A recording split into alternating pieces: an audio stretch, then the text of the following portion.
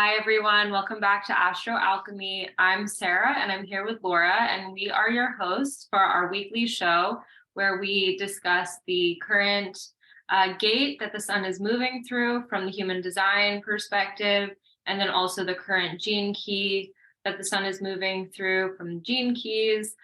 Finally, we touch on the current astrological transits that we're experiencing in real time. Today is Sunday, November 20th. It's 4:16 p.m. Eastern Standard Time, 1:16 p.m. Pacific Standard Time. And just a friendly reminder, if you like our show, if you've been here a bunch, but you haven't subscribed yet, and you like following along with the different transits and the different placements that the sun's moving through in human design, just please, and we're correct for you, please like and subscribe.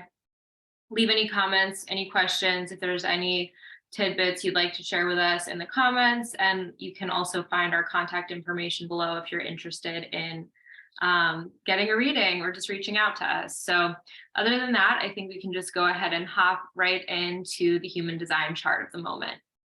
Sure. Let me see, is this it? That's not it. Sorry, wrong screen share. Technical difficulties.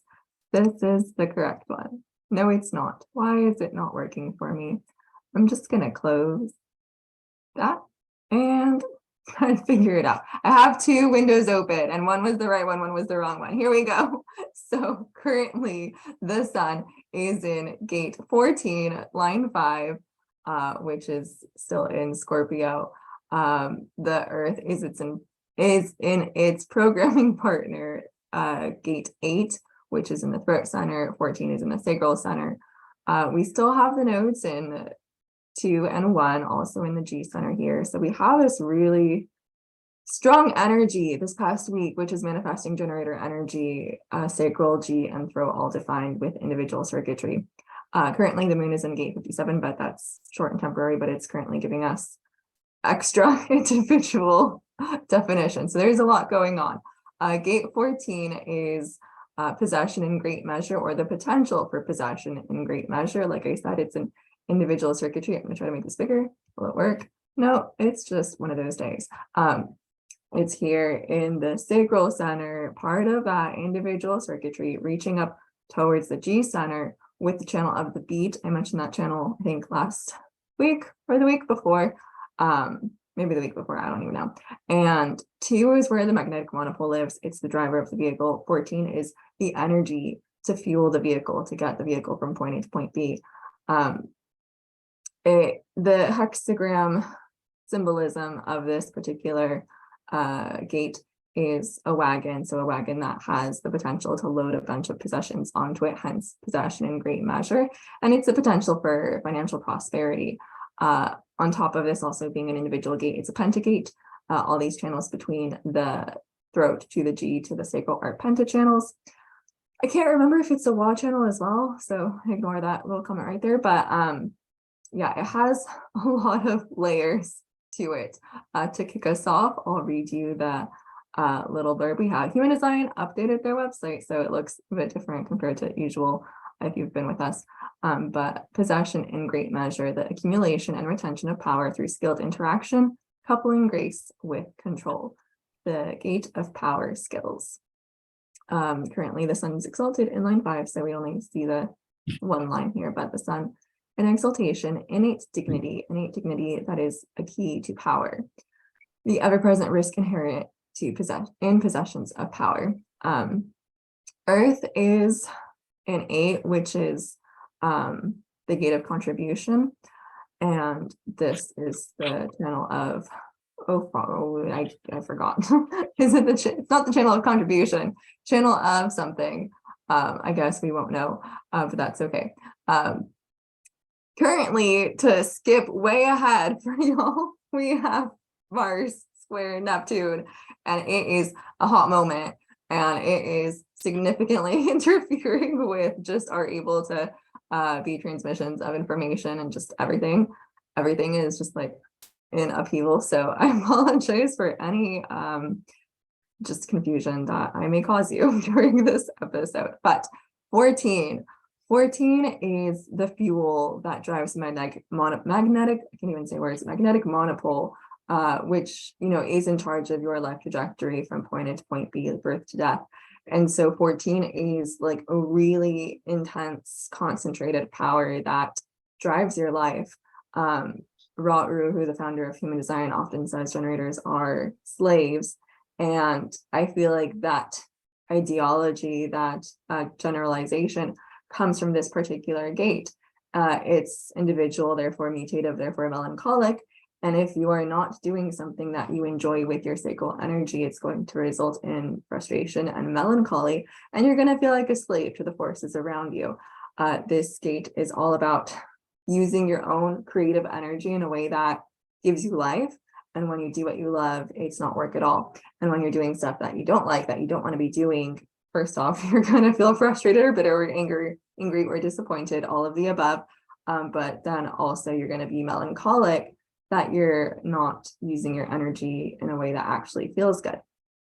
So there's that. I took a bunch of notes. Let's see where they are about this gate.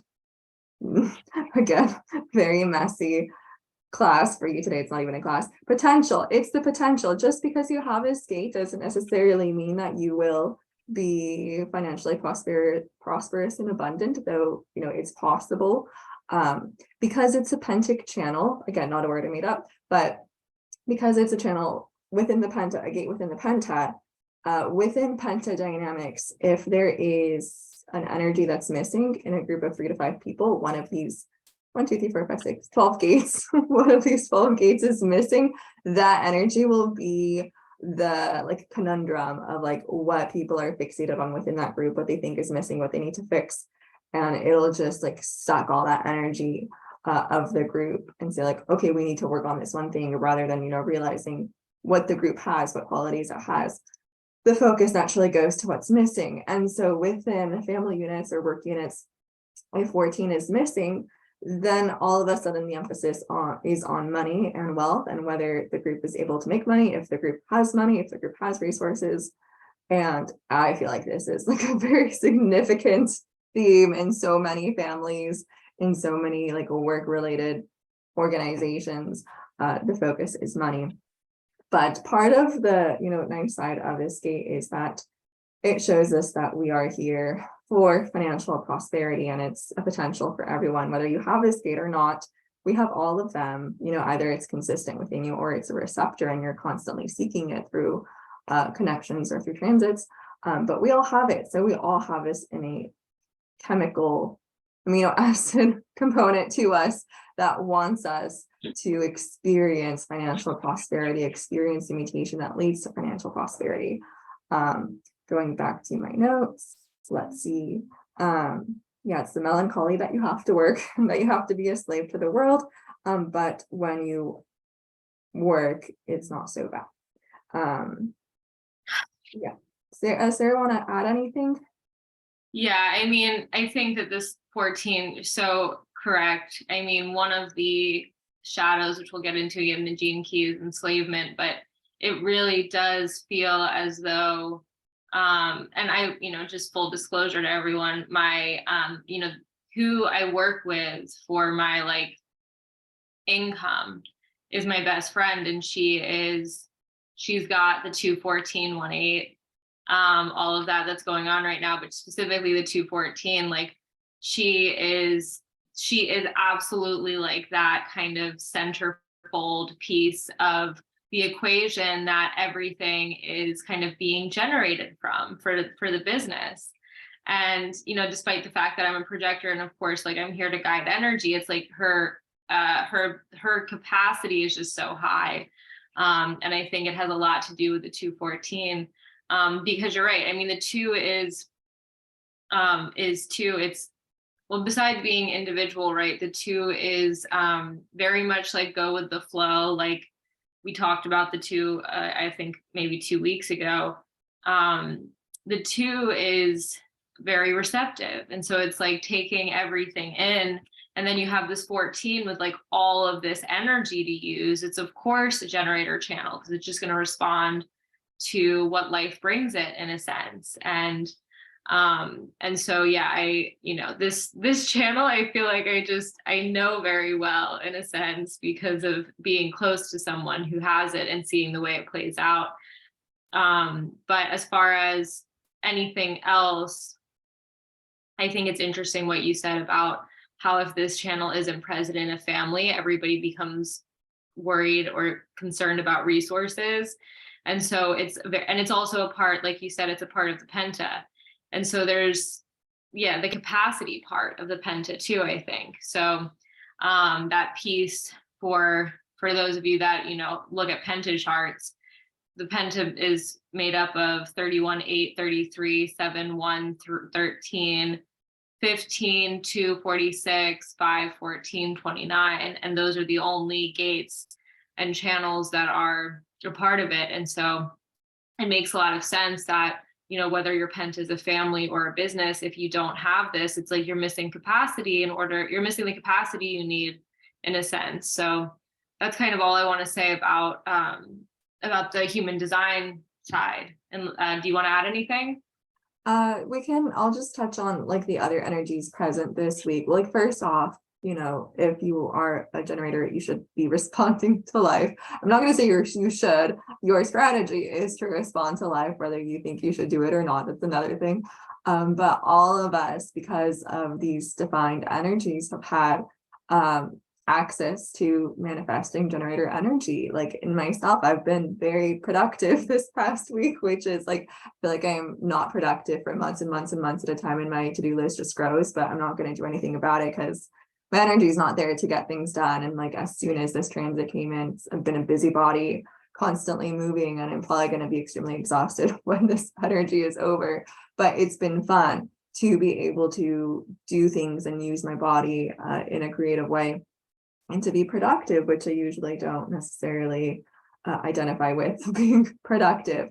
So that's one thing. In terms of like the other melancholic energies that are present, I realized we've been in a very long, slow theme of melancholy, because it started even in the spleen with 28.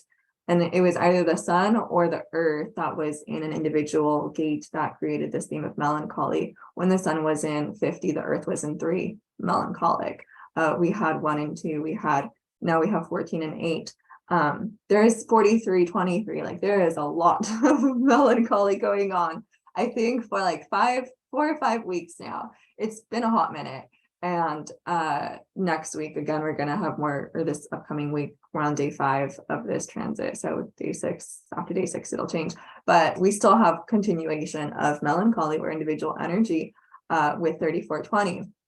And then after that, we're quote unquote in the clear, not necessarily like in the clear of our own melancholy, but the pressure will be a lot less significant. So if you've been feeling heavy, and if you've been wanting to be creative but not able to express that creativity in a way that releases the pressure that's built inside of you, know that, just be patient. It'll change soon. Hopefully, I think it will. But yeah, it's been an intense transit. So continuing with like the central channel that we have right now, the melancholy of gate 2 is knowing that the ultimate end result of life is death. And so there's like this constant vision of the horizon of what's coming. And so you feel like you have to rush through life, get through things as quickly as possible. There's a really strong impatience with day 2. And so with 14 fueling that together, we might be feeling this rush right now to think of everything that, we might want to accomplish in our lives. And if we think that there is a time limit on those accomplishments, it might create this uncomfortableness within us to make us think that we have to accomplish it by a certain point in time, which is not necessarily true because there's divine timing for everything.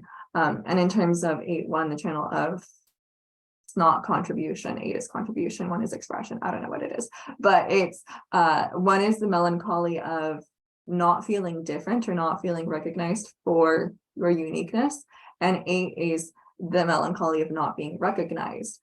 Something that Ross said about these channels, 1 and 8 in particular, is that these people are here to be their own unique expression of themselves.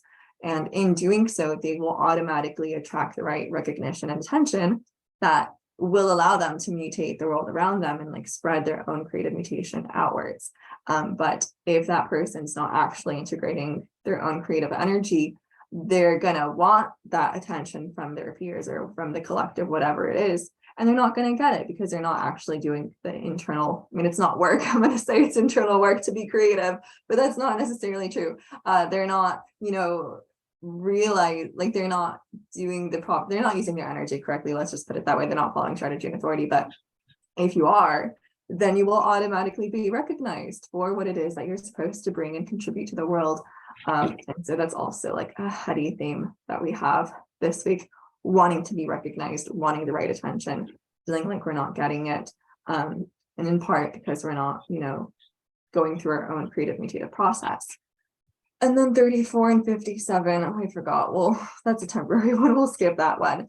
There is one more thing from the human design side. Well, this is, kind of both gene keys and human design. As I was listening to the audio contemplation of gate 14 or gene key 14, Richard Wood talked about human design because his origins are within human design. So I thought it was really interesting. And he said that Ra called people who are like slaves to 14 furniture. Like they're not doing what they're supposed to be doing. They're not living out their own creative uniqueness.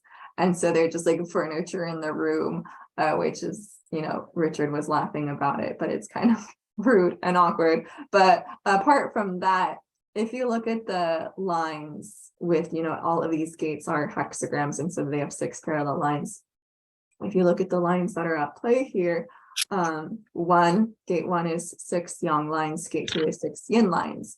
14 comes right after 1 within the mandala, and so it has a lot of similarities to gate 1. It has 5 yang lines and only 1 yin line, but that 1 yin line is in the 5th line, and the 5th line is universalization of a hexagram. It's kind of like the most important way in which it can fully reach its potential and what it's supposed to do as a hexagram. So if we look at 14, it has like all these intense yang energies surrounding it, and yet like the core of what it does to reach to the other and universalize and penetrate and make the difference is the femininity, is the yin, and it's reaching towards all the feminine energy in gate 2. So yeah, we think of rushing towards life, accomplishing all the things, being super active, and we like put all these masculine qualities onto these concepts that we have about how our energy works. And in truth, it's very feminine,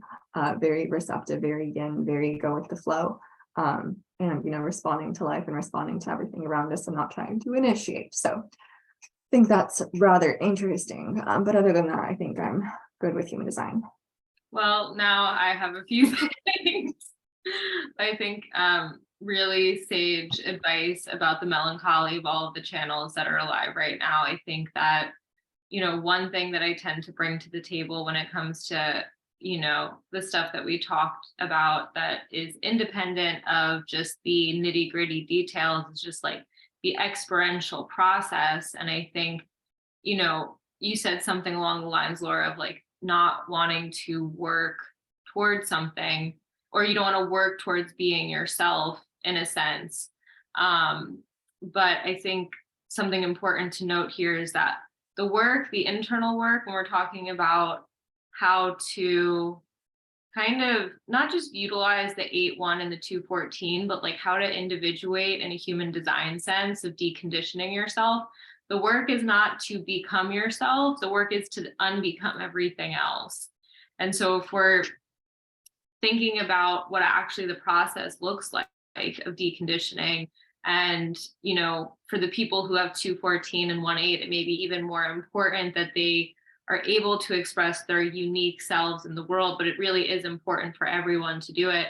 The process of deconditioning looks like letting go of all of the things that you are not, that you've been homogenized to be.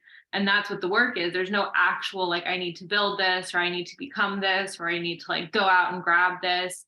I mean, there may be some of that if you have a defined ego center, but otherwise it's really about just discerning, taking the kind of mass of undifferentiated psychic material and discerning what parts of it are actually you and what parts of it are coming from this kind of larger, very homogenized culture.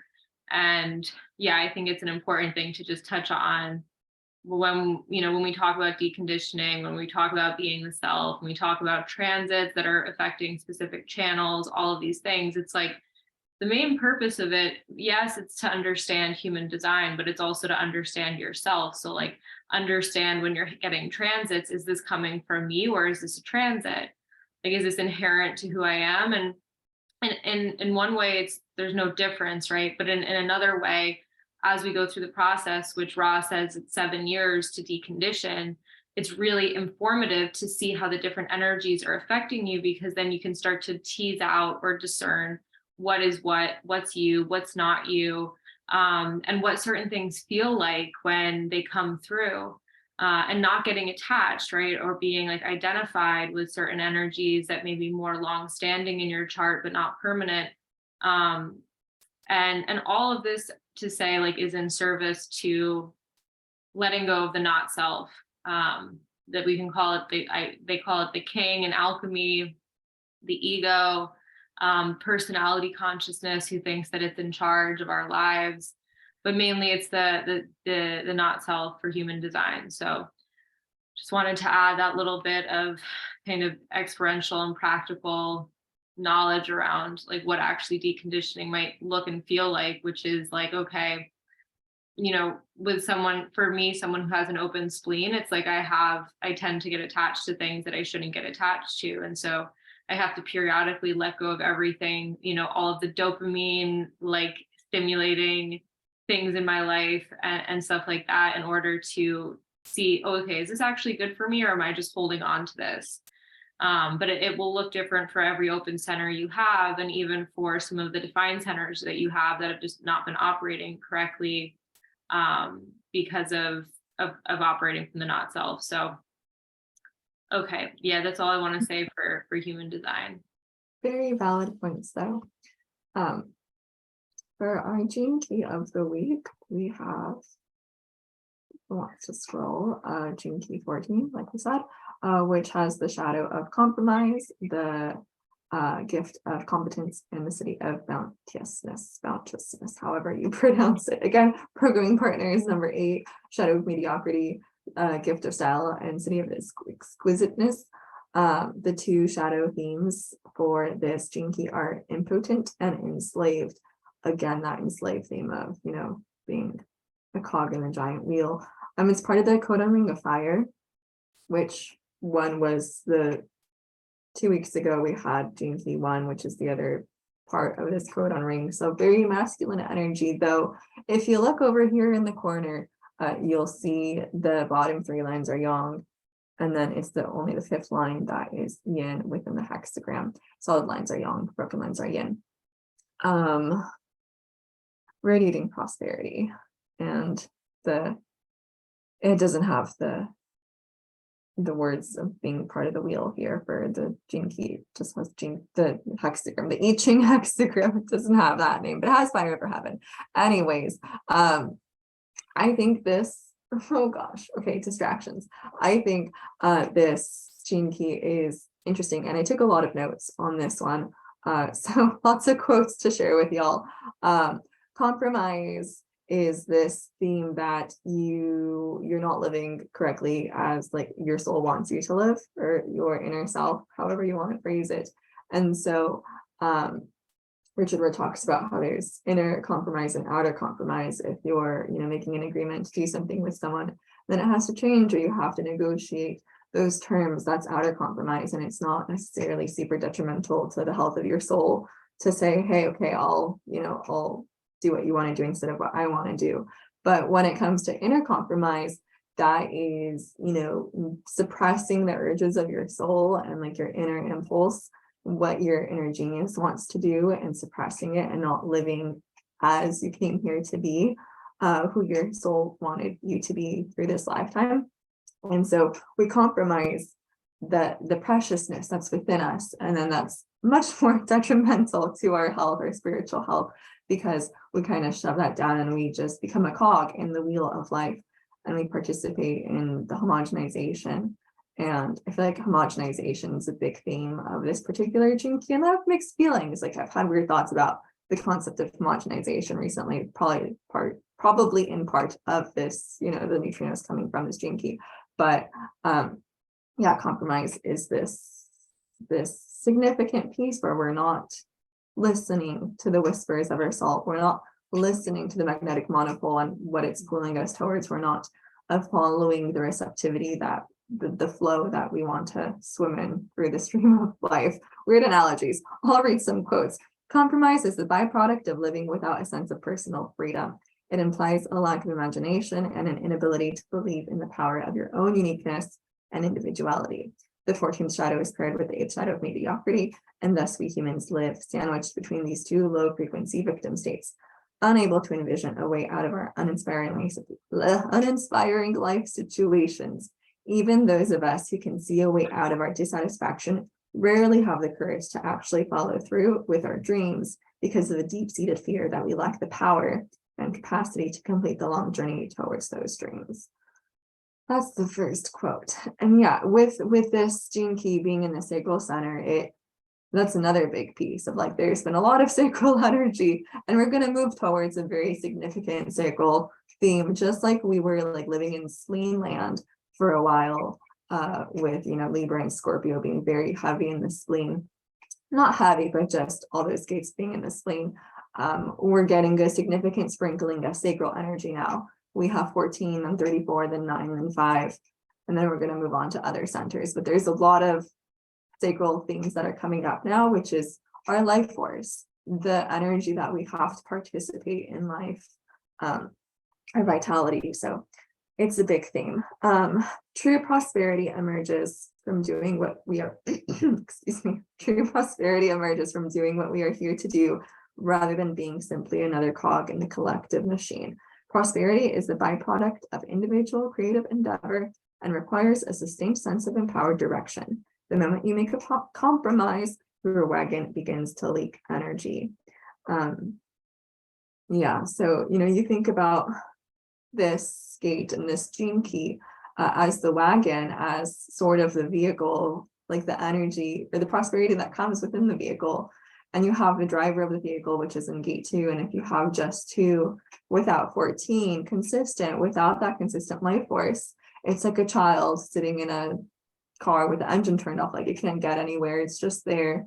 It's just aware that it's within the vehicle. But what propels the vehicle to move, what fuels the vehicle is this particular gate. And so we have to nourish it and not, do things that enslave us to the world around us. Those are my thoughts for the shadow. Sarah, would you like to add for the shadow?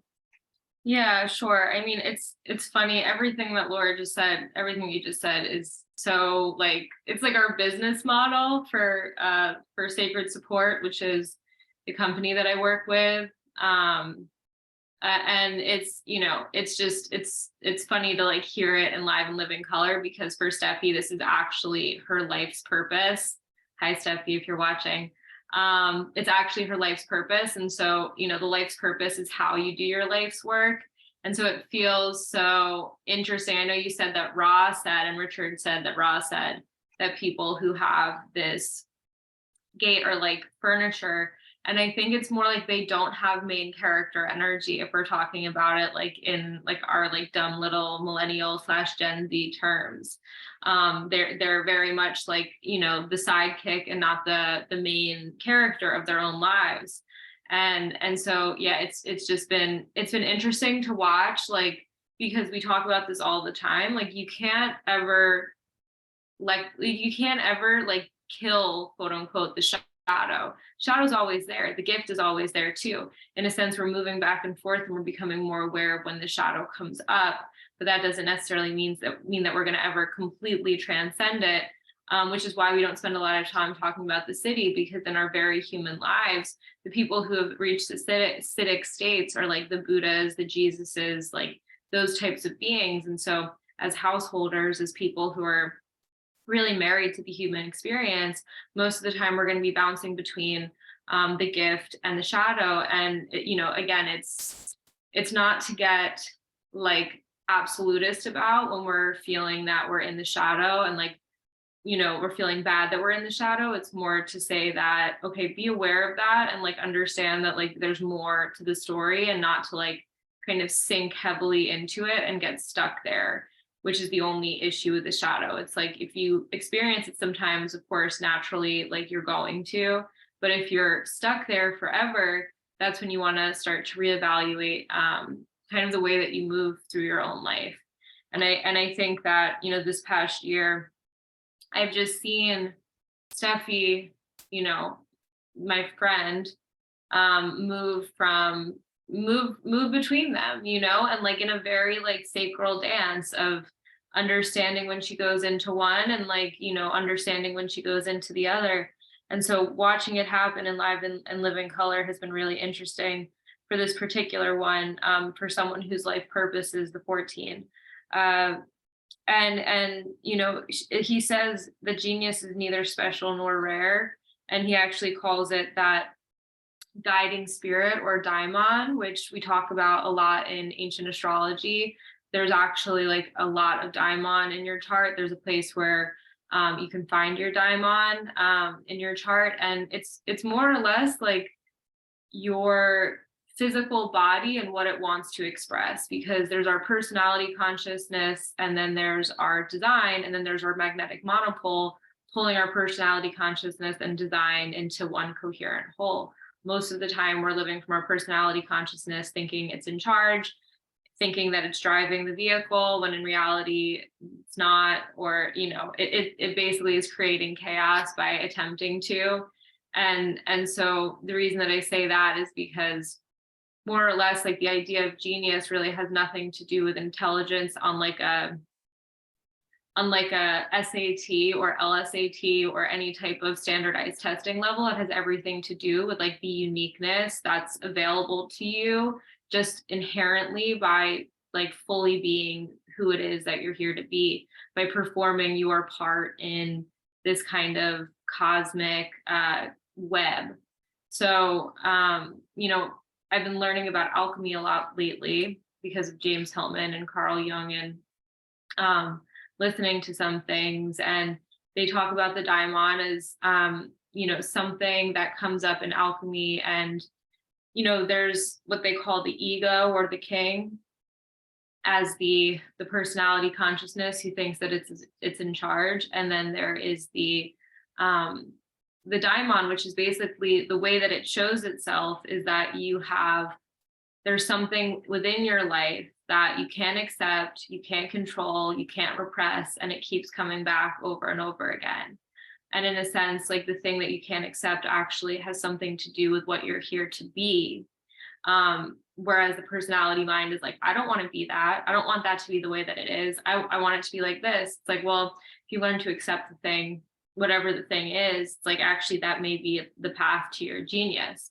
And the thing could be, you have a lisp, or like, the thing could be there's some kind of something wrong with the way that you look, or there's a lot of different things that could come up. It could be the way that you show up in relationships, and like you see that the same relationships repeating.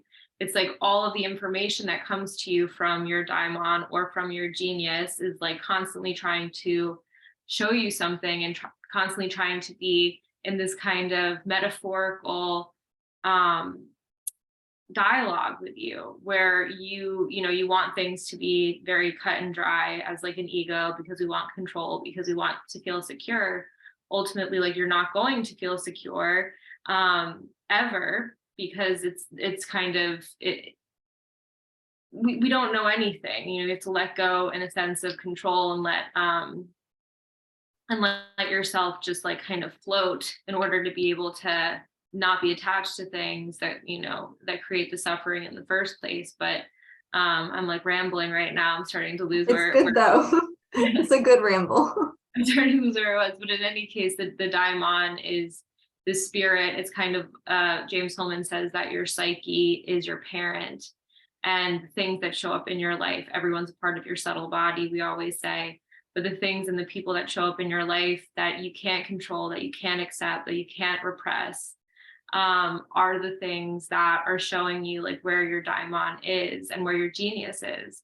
And so in a sense, there's nothing wrong with, again, there's nothing wrong with the shadows. There's nothing wrong with the shadow of mediocrity. There's nothing wrong with the shadow of compromise. But I think that, you know, if we all want to be in access to our own individual genius, there's your first way of finding it in your life. If you want to start picking around to see what you can accept and what you can't repress, that could be the way to go, especially if you have Pluto heavy in your chart.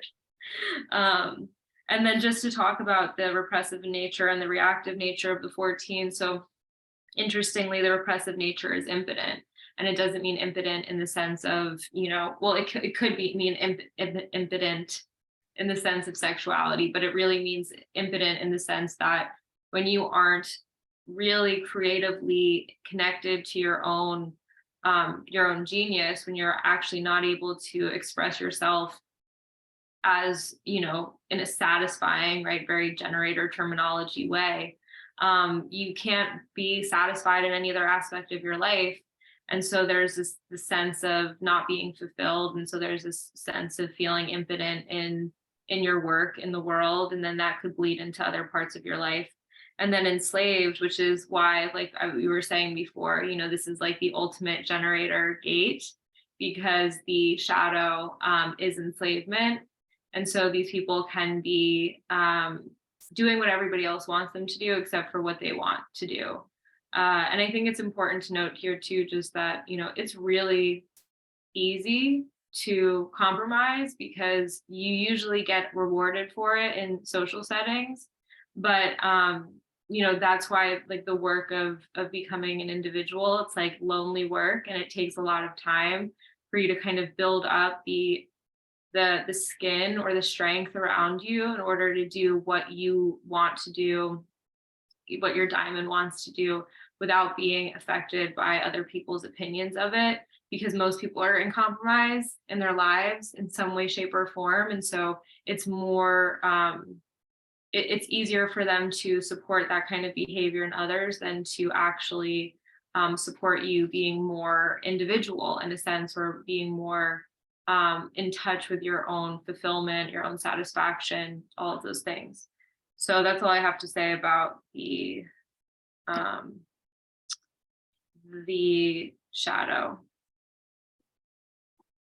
I could talk about the gift, but just like the idea of homogenization, right? That's like what human design is. It's to learn your own unique blueprint so that you're not just a cog in the machine and you're not just compromising to just do what the masses want you to do. But I don't know, I feel like I have a radical thought. I've been thinking about homogenization, and like it makes sense. If you think about your body as like this grand cosmic thing, you know, you have organs, and those organs have functions, and you don't want them to go mutating on you. You want them to do what they're supposed to do. You have your liver cells, and you want them to maintain their liver cell function and to be homogenized in that grouping and to participate in their own little collective energy. You don't want your body to be doing crazy things. So like I get why we're so hyped up on like homogenization as a collective, why it's such a conditioning force, because it ensures safety and like safety in numbers, safety in people, like the certainty, the control that, you know, something's going to do what it's supposed to do when it's supposed to do it. So there's trust that you don't have to freak out.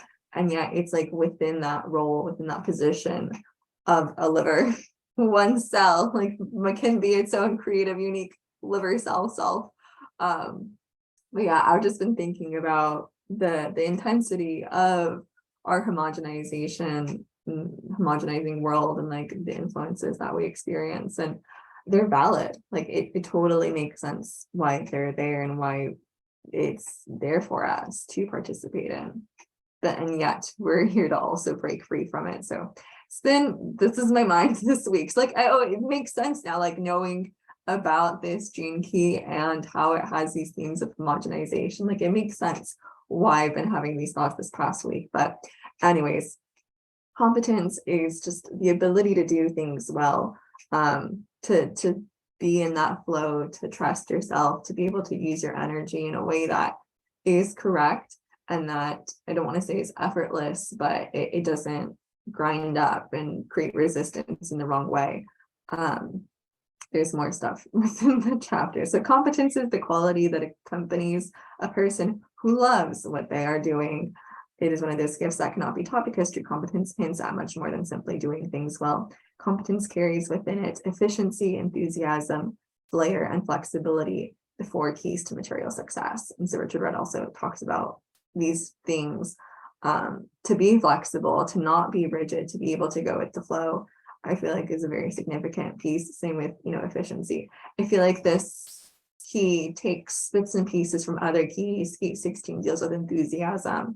And so it doesn't homogenize them, it emulsifies them together into this life force potential that we have, to be able to use our energy in a nice way, in a way in which we enjoy how we're using our energy.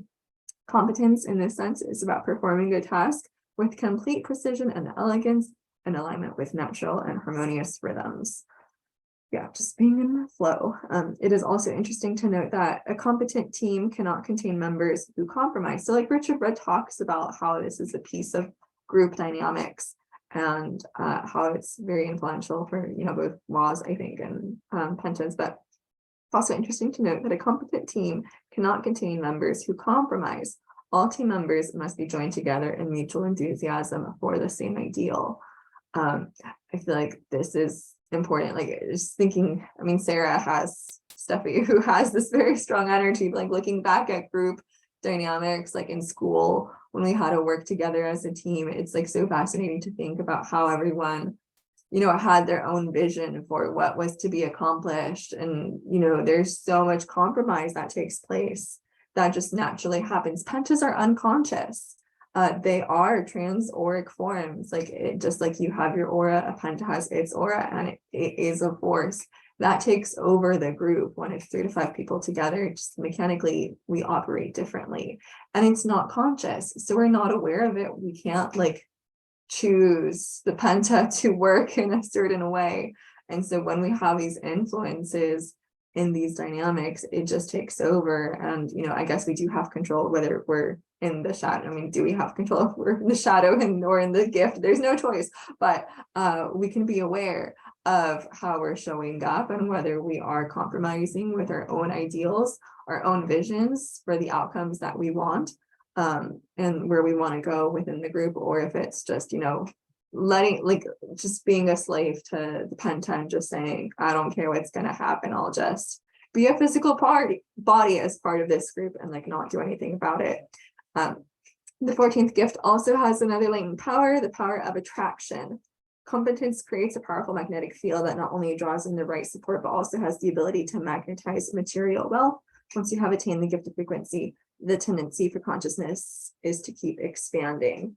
I think this is really interesting, this quality of magnetism. If we talked about 46 some weeks back, you can go revisit that video if you want to, but 46 is about being in serendipity, being in the right place at the right time. And in that, living in the moment state, you'll get what you need because you're in the constant flow. You're just so in the present moment that serendipity has to happen. Coincidence just unfolds for you.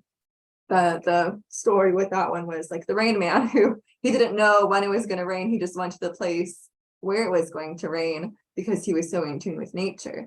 And then gate 15, which if you're looking at the G center, these are the 3, well, no 14's in the sacral, but 15 and 46 are also part of these pentachannels between the sacral and the G. And 15 is also about magnetism. It's the love of extremes, but it is the most magnetic gate within the whole design.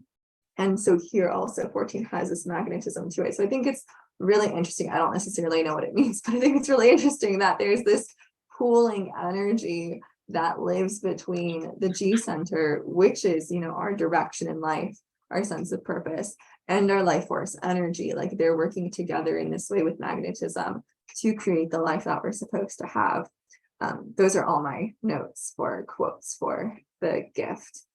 Sarah, I don't know if you want to contribute. Yeah, I think you did a really good job talking about it. And something that he says, I like this quote for competence, and I've seen it again in Live and Living Color. Competence in this sense is about performing a task with complete precision and elegance in alignment with natural and harmonious rhythms. And, I think that, he also talks about how there's these two ways to cut wood, one in, I believe in the West and in the East. And in the West, you can do it a lot faster if you're pushing the saw forward away from you. But in the East, they pull it towards you, because even though it takes longer, the quality of the final product of whatever it is that you're sawing is just so much higher. And quality has its own economic value, right? So even though we think that, oh, we need to do this fast because we want to get the most quantity of these things produced, it's like the quality has something of an economic value that multiple products made of the same type will never have. And so there's this quality of like, you're making something, but you're doing it, or you're competent in what you're creating, but you're not doing it in a way that's just like, slopping the same food, like the same prison food on the same plate in the same way over and over again, without any love or nurturing that's going into the product. I don't know. Sorry, I'm going to piggyback.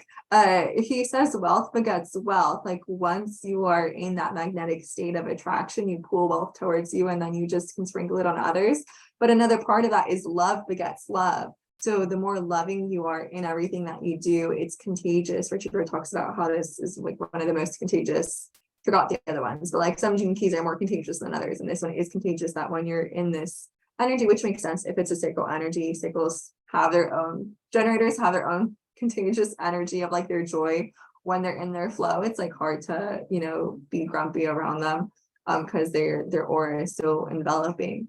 But love begets love. So the more loving you are with the world, with what you're doing, it creates that ripple effect that affects everyone around you and creates further love. So it was a nice thing. Sorry to interrupt. No, you're fine. It's just interesting too, because I just find that like the competence and capacity piece go so closely together, even though capacity is part of the Penta channel. And it's interesting because he says, these people with a 14 have an enormous capacity to work at something if they really love what they're involved in and those with whom they are working.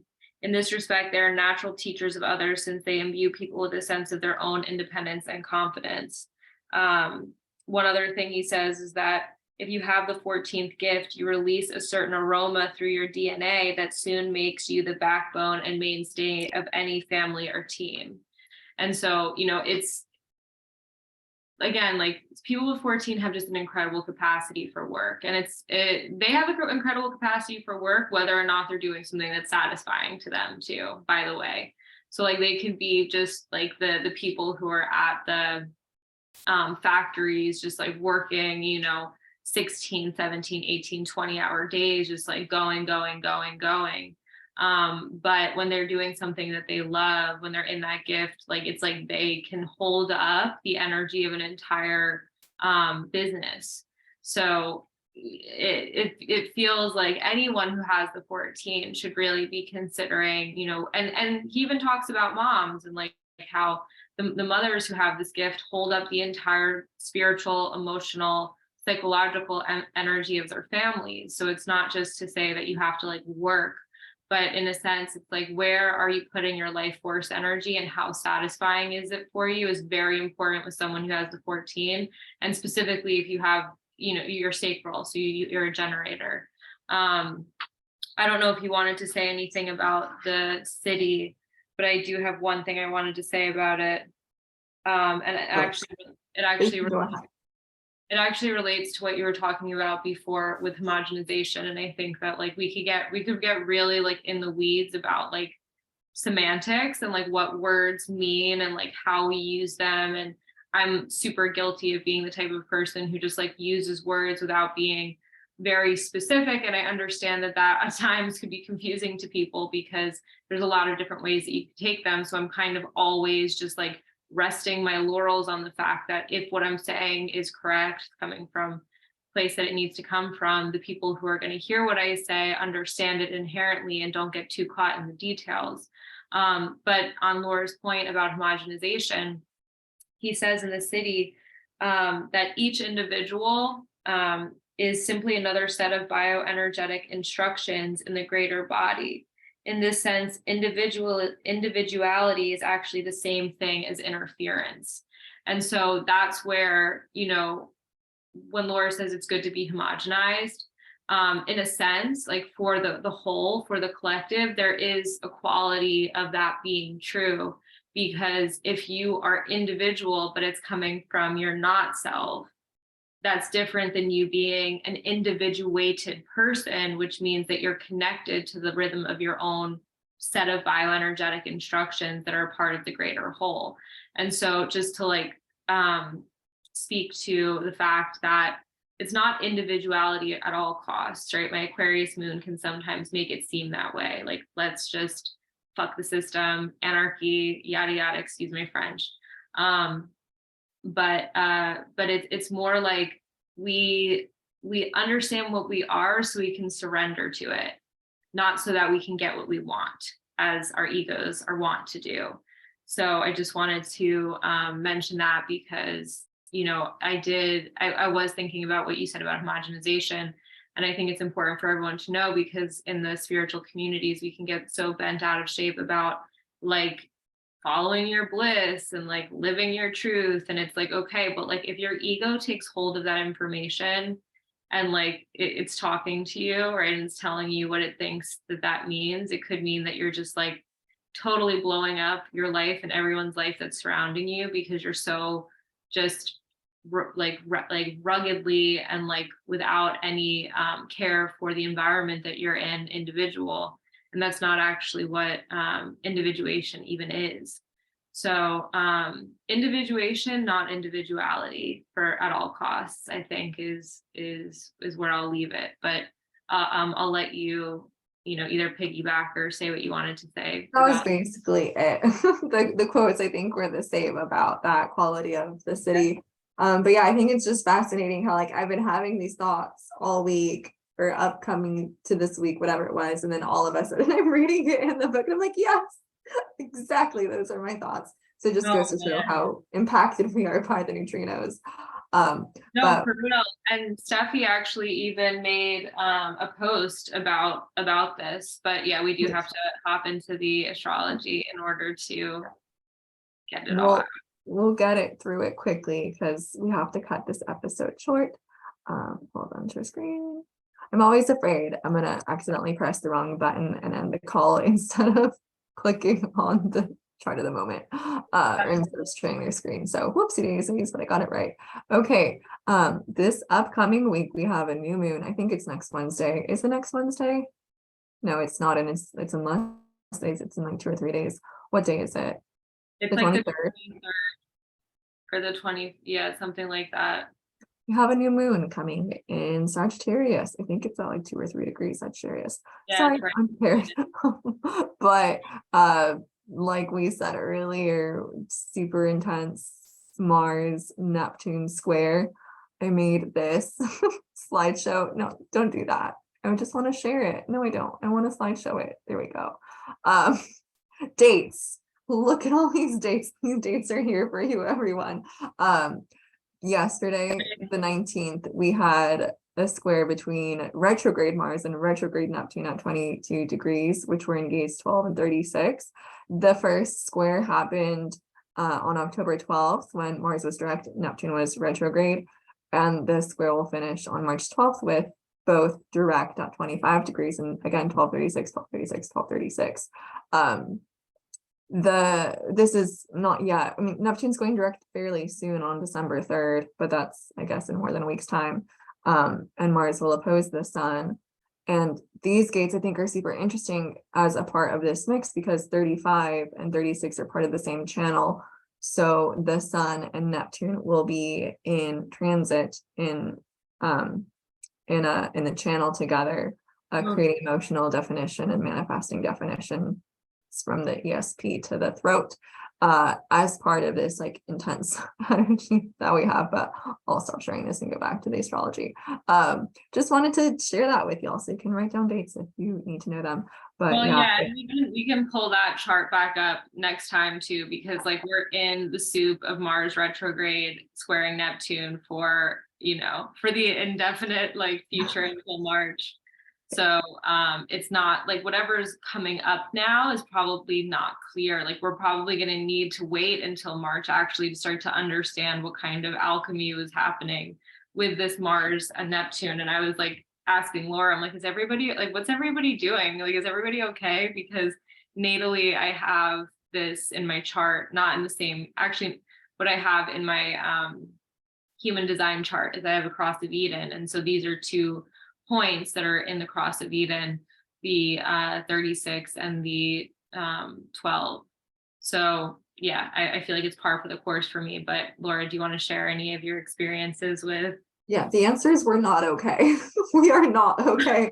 For me as an Aries rising, Mars, which is my chart ruler, is in my third house, and it's very much showing up as communication. So Neptune, yeah, it's going to distort and disillusion everything, create a bunch of chaos or like just distortion. Like things are not clear. And Mars retrograde, they're both retrograde, so they're physically closer to us right now. We're feeling their gravity, we're feeling the neutrinos coming from them because it's kind of getting to us faster than it otherwise would at a different part of this solar system. But yeah, into like for me, personal experience, like all of a sudden, my ability to communicate just out the window. I don't understand English anymore. Like someone says something and it's like it's German. And I'm trying to figure out the word, like, are these words in the right order? Because German has different word order. Like I'm trying to translate the meanings of words into meanings. Like it's words no longer have their inherent meaning that my brain can comprehend. And so I'm just like talking to Sarah. I'm like, I don't understand this sentence. I don't understand this sentence. Like use more words, please. I need you to be as direct and as clear and cohesive as possible.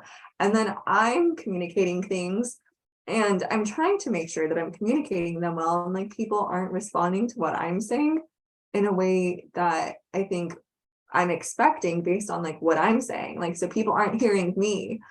And I'm just like, am I not being clear enough? Like, is the issue with me? Is the issue with them? Like, what is going on? There's just like distortion in Gemini right now with Mars. And so Sarah's like, nope, it's the square. And I'm like, oh, that makes a lot of sense because nothing makes sense anymore. And like, not only that, today it's just ideas. Like Gemini is not only communication, but it's, information. So I came across information today that it just probed like a hole into my brain and like, no, all my previous beliefs are leaking out and like, I don't know what's up and what's down anymore. I'm very confused.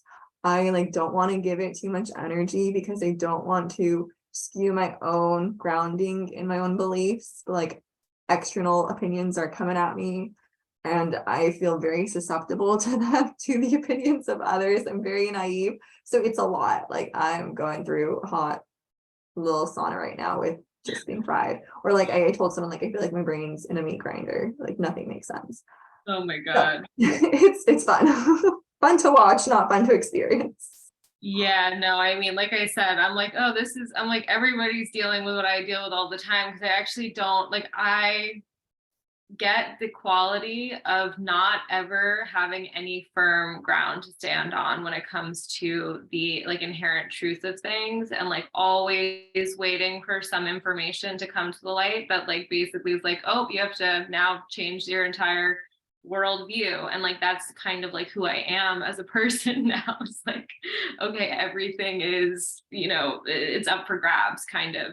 And I think that this Mars square Neptune, one of my favorite astrologers, Adam Ellenbaugh, says that it has to do with science too, because science is like this thing that's constantly changing.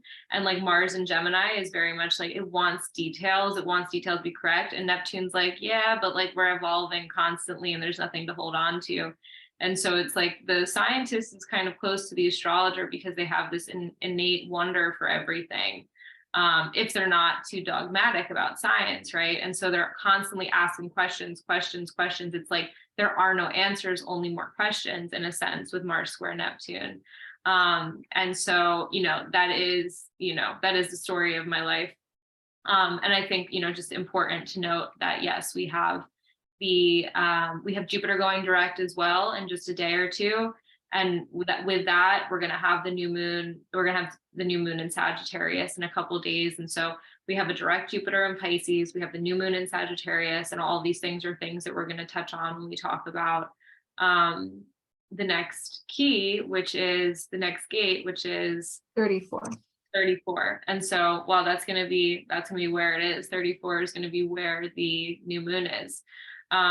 So we'll save the info about the new moon. Potentially we record closer to the new moon for once the sun goes into 34, and we can really kind of look at it from the human design perspective as well. Oh, and one other fun thing, right? Mercury conjunct Venus right now. Yeah. In Sagittarius. So opposing Mars, but loosely. But yeah. Adding fuel to the fire. Yes, yeah. Whole sign opposition. So there's it's definitely like there's definitely like a saucy energy here to be sure. But anyway, I know we have to wrap up. I have to wrap up at least. And so, and as the sun is setting on me, it's probably a good time to do so. Again, thank you to all the people that stick around for the entirety of our show. You mean a lot to us. We're very grateful for you. We have, I think, around 104 subscribers right now. We love all of you guys. We want to connect with you in any way that we can. If you're someone who's watched our show but hasn't yet subscribed, I would like to encourage you to do so if it's correct, if we're on your fractal, because we talk about the stuff that's happening right here and right now. And so if you want to see what's happening right here and right now in the next right here and right now next week, then it's better to just be able to access us in YouTube by subscribing. So other than that, Laura, do you want to say anything? I don't think so. My brain's tired. Your brain. I'm done. Yeah, this is all we got. Okay, well, again, thank you, and we will catch you guys around the new moon. Yeah, bye everyone. Thanks for watching. Bye. Thank you.